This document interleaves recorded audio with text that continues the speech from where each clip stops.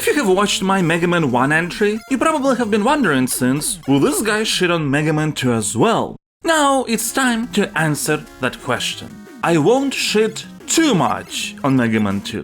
So, for context, I have never played any of the Mega Man games as a kid, I had tons of other platformers I enjoyed instead, and I wanted to try the Mega Man games out while making this ranking. Mega Man 1 for NES, let's just say I didn't like it. Is Mega Man 2 an improvement? Oh yes, it is. A huge improvement. Even from the perspective of core gameplay, just the basic act of jumping is more precise and therefore more enjoyable, especially considering how the game loves to sometimes place on levels a bunch of platforms one tile in width. The levels are better, the enemy placement is better, everything looks nicer as well, even though I'm still not a fan of the visual style. Mega Man 2 is a huge improvement over Mega Man 1, there is no question about it.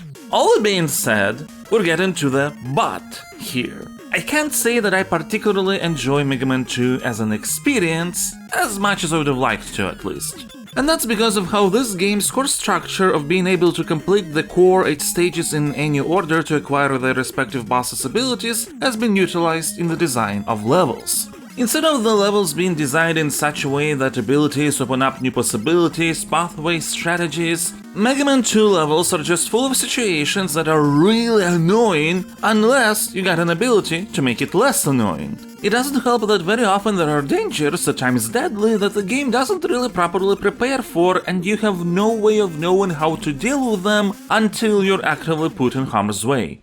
So this is how my experience of playing Mega Man 2 went. Even though every of the 8 levels available at the beginning is completable with the default powers, as I was trying them out, in each one there will be either annoying obstacles or in worst case bosses that are just too frustrating to complete with the default Mega Man, which really ruined any positive first impressions of the level design that I had.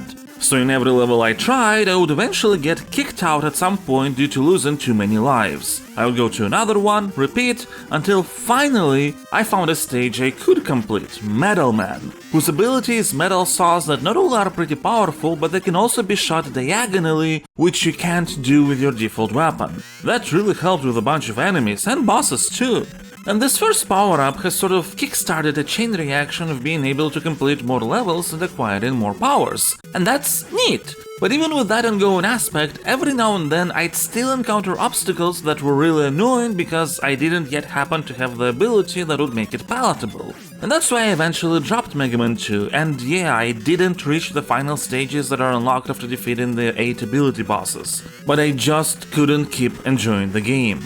And I'm not saying that every level should be easy with the default Mega Man, but my expectations are that every level is going to have appropriate challenges for the default Mega Man, and then thanks to the abilities we'd be able to discover weak spots, shortcuts, alternative ways to complete a section, basically work in an expansive way.